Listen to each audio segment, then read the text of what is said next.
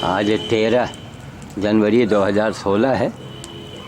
एक अति गोपनीय मंत्र को जो सिद्धिदात्री और सप्तम कालदात्री माता शीतला का वाहन जो है ये, इसके सामने उस मंत्र को पढ़ा जाता था, लेकिन उसको छिपा दिया गया कि अगर उसको पढ़ा जाएगा तो लोग गधे की ही सेवा करेंगे और फिर लोगों का धंधा बंद हो जाएगा।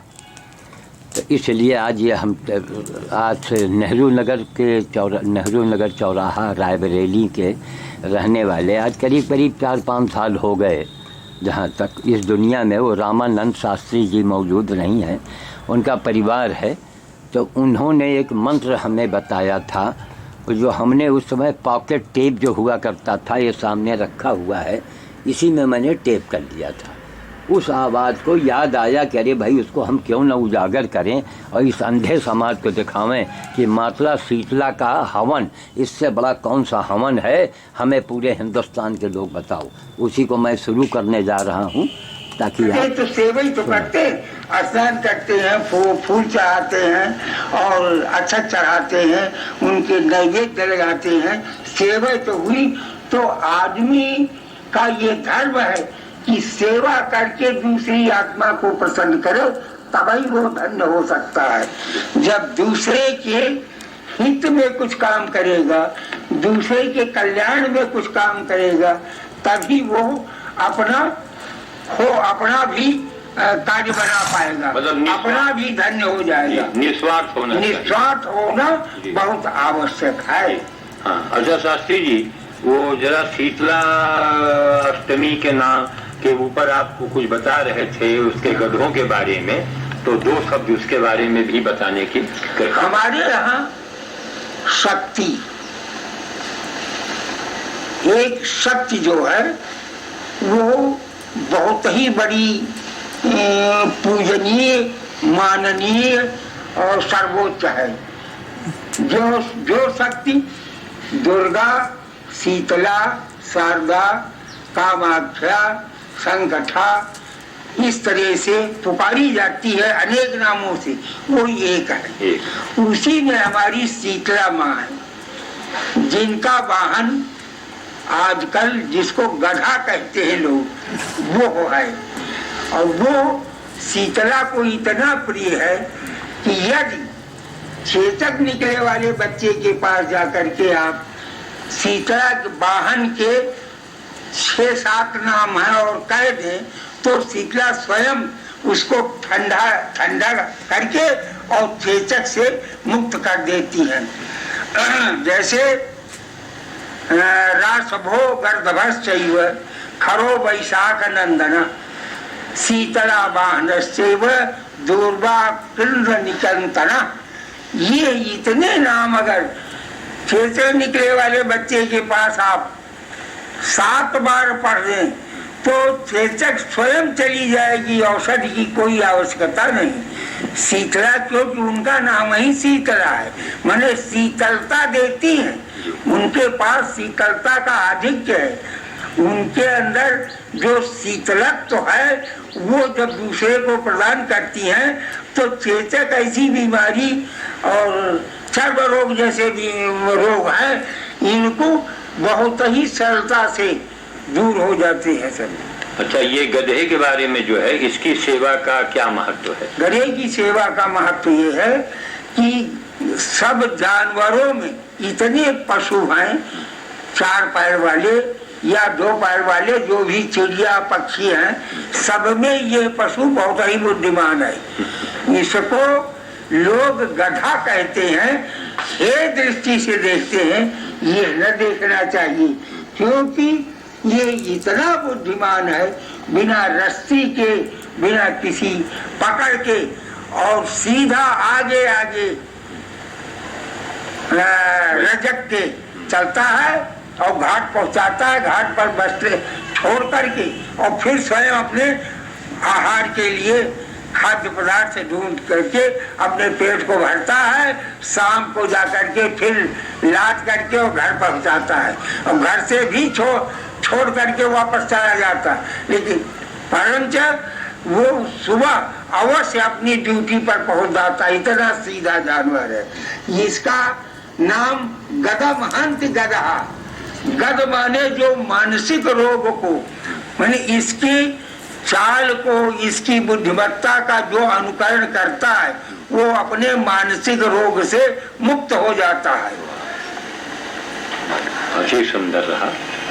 तो इसलिए गधे की सेवा जो है नितांत गधा की सेवा बहुत ही उत्तम है, क्योंकि सीता जी का वाहन है। और एक बार आप बता रहे थे कि जो गधे की सेवा करता है उसके ऊपर माता शीतला अति प्रसन्न होती, बहुत प्रसन्न होती, क्योंकि उनका वाहन है जी। अच्छा, और ये शीतला देवी को सिद्धिदात्री भी कहा गया है? सिद्धिदात्री कही गई, नवी सिद्धिदात्री देवी शीतला है इसलिए। अच्छा, ये सप्तम काल रात्रि जो देवी हैं नवरात्र में सप्तमी में मानी जाती हैं, उनका वाहन भी तो गधे है, गधा है उनका वाहन, इसीलिए तो उनको प्रिय है। इसीलिए इसके जब 6 नाम कहे जाते हैं तो प्रिय होगा, उनको प्रसन्नता होती है। अच्छा अच्छा जी, अच्छा। हाँ शास्त्री जी, जरा कुछ संक्षेप में, क्योंकि आपके पास समय अभी अभाव है समय का, आप कहीं बाहर जा रहे हैं, चलते चलते आप 2 शब्द एक गौ माता के बारे में बतावें। जैसे एक बार में आपने कहा था इसे चलता फिरता तीर्थ कहा गया है, तो अब उसको कृपया इस श्लोक में या संस्कृत में जो भी हो थोड़ा सा बताने की कृपा करें। ये तो बहुत ही साफ शब्दों में कहा जा सकता है कि गो से अधिक बढ़कर कोई देवी और देवता नहीं है संसार में, क्योंकि गो ब्राह्मणा जंगमम तीर्थम, ये तीर्थांक में कहा गया था, एक गीता प्रेस से तीर्थांक निकला था, उसमें कहा था कि गो ब्राह्मणा जंगमम तीर्थम, चलते पढ़ते तीर्थ जो हैं, चलते फिरते तीर्थ गौ और ब्राह्मण हैं, जिनके आशीर्वाद से केवल प्रणाम कर लेने से सारे दोष मुक्त हो जाते हैं, क्योंकि हमारी गौ जो है सारे तीर्थ इसमें है। पृष्ठे ब्रह्मा गले विष्णु मुखे रुद्र समाश्रिता, पीठ में ब्रह्मा गले में विष्णु मुंह में शंकर रुद्र हमेशा विद्यमान रहते हैं। चारों खुरों में गणेश जी की महिमा रहती है, मूत्रेंद्री में गंगा जी का निवास रहता है, पुरुष स्थान में गौरी जी का स्थान रहता है, और रोम रोम में मुनियों और ऋषियों के आश्रम है। ऐसी देवी को हम लोग किस दृष्टि से देखें, हमको वो दृष्टि नहीं मिली, दिव्य दृष्टि हमको मिलनी चाहिए ऐसी देवी को देखने के लिए। ये तो अभी आपने देखा यह रामायण, ये टेप रखा हुआ है करीब करीब 4-5 साल पहले। आज इस दुनिया में रामानंद शास्त्री जी नहीं हैं, वो हमारे गुरु भी रह चुके हैं, आज इस संसार में नहीं हैं। और उन्हीं का एक गोपनीय मंत्र उन्होंने बताया था, हमने इसको टेप कर लिया था, उस ज़माने का ये टेप रिकॉर्ड भी रखा हुआ है, और इसको आवाज़ को बढ़ा के मैंने टेप किया है। इससे बढ़ करके सामने देखिए अग्नि जल रही प्रज्वलित है, भयानक ठंडक है। आज 13 जनवरी 2017 है।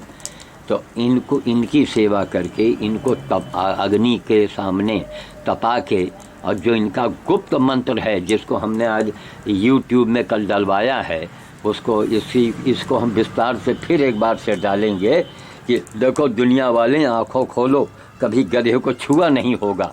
और गधे के बारे में कितने बड़े बड़े रहस्य आज हमने खोले हैं, जो जीवन में आप पहली बार आज सुन रहे हैं, देख रहे हैं। और ऐसे घायल गधे की घर में रख करके या दरवाजे रख के अगर आप सेवा करते हैं तो बड़ी बड़ी मनोकामनाएं आपकी पूर्ण हो सकती हैं, संभव है। कागज़ के कैलेंडर में और मंदिर में जाके पत्थर की गधे की सेवा करना वो एक प्रतीक माना गया था। एक आपको एक वो मंदिर क्या है, मंदिर मस्जिद आपको एक एहसास कराता है कि ये देवी हैं, ये देवता हैं, ये खुदा हैं, ये फलाने हैं। वो आपको एक रास्ता बताता है। अब ये थोड़ा है कि आप चौराहे पर खड़े हो जाएं, तो आपको मान लीजिए चौराहे से सुल्तानपुर इलाहाबाद रोड जा रही हो, हैं, तो आप उस चौराहे पर खड़े होंगे तो क्या इलाहाबाद सुल्तानपुर लखनऊ क्या आप पहुंच जाएंगे? नहीं पहुंचेंगे। तो ये मंदिर मस्जिद जो है ये चौराहे का काम करता है, ये आपको एक आगाह करता है, एक रास्ता बताता है। बाकी जब उस पर चलेंगे, जो उसका सुख दुख यात्रा का झेलेंगे, तब मंजिल पर आप पहुंचेंगे। और हम लोग उल्टा काम करते हैं, बस मंदिर पहुंच गए, मस्जिद पहुंच गए, इबादत नमाज पूजा पाठ शुरू कर देते हैं, बाकी हम कर्म नहीं करते हैं। यही कर्म है। आप सामने देख लीजिए, ये दुनिया में पहली बार आज इस गोपनीय मंत्र का मैंने खुलासा किया है इतने प्रयास के बाद। और इसको नहीं कि आप इसको लाइक करें और सब्सक्राइब करें, आप ये कुछ करें न करें, लेकिन इसका धर्म का प्रचार करें, पर्चे छपवा के, किताब छपवा करके, कि ये तब लोगों में एक आस्था बढ़ेगी। तब ऐसे सीधे जानवर को जो देवी का वाहन है, इसको लोग सेवा करेंगे। दूसरी बात कि अगर आप देवी को आवाहन करते हैं, मान लीजिए आप पूजा कर रहे हैं, मार सितार बजाए दे रहे हैं, रगड़े दे रहे हैं, उंगली फेरे दे रहे हैं, तो उससे माता सरस्वती नहीं आपको आमेंगी। वो एक भरम आपका है, वो आएंगे तो अरे वो उनका ना आना बराबर होगा। इसको थोड़ा प्रज्वलित कर दें। तो इसके लिए माता सरस्वती की अगर विशेष कृपा चाहते हैं, जैसे कि तानसेन था, वो गूंगा था। जो तानसेन अकबर के ज़माने में था, वो बचपन में गूंगा था और रोज़ जाके शंकर जी के मंदिर में वो दूध चढ़ाता था और सेवा भी करता था पशुओं की, बकरियों की। और दूध दोने में पत्ते में दुह करके अब वो मंदिर में शंकर जी को पर चढ़ाता था। और उसको ऐसा वरदान मिला कि उसके बारे में यही उसको वरदान मिला कि तेरी वाणी ऐसी होगी, तो ऐसा बोलेगा कि पूरी दुनिया जानेगी। ये सब सत्य कथाओं पर आधारित है, लेकिन हम कर्म को हमने पीछे छिपा दिया। हम भाई, अगर आप गधे की सेवा करने लगेंगे तो फिर पंडित जी का क्या होगा? पंडित जी का तो घाटा हो गया, पंडित जी को दुकानदारी बंद हो गई ना। इसलिए इस मंत्र को छिपाया गया, गोपनीय रखा गया। और रामानंद शास्त्री आज इस दुनिया में नहीं है, क्योंकि हमारे पास ये वीडियो कैमरा वगैरह कुछ नहीं था और ऐसा ये संजोग नहीं आया था। तो अब जब आया कि नहीं, आज हमको दुनिया को कुछ बताना है। मोदी जी का जितना पूरे विश्व में इतना नाम, इतना जलजला हो रहा है, उसके पीछे ये सारी तांत्रिक क्रियाएं काम कर रही हैं। ये भी एक अवघड़पंथ की बहुत बड़ी क्रिया है। बंदर भोज है, गधे की सेवा है, कुत्ते की सेवा है, गाय की सेवा है, पागल की सेवा है, कोढ़ी की सेवा है। लेकिन एक ही नहीं, केवल आपने कुछ आश्रम चले गए तो आपका काम बन गया। आप भाई, आप जब हाथ धोते हैं तो सारी उंगलियां आपके धुलती हैं कि नहीं धुलती हैं? अब ये थोड़े कि आप एक बूंद पानी या उंगली में छुआ लिया अब आपका स्नान हो गया।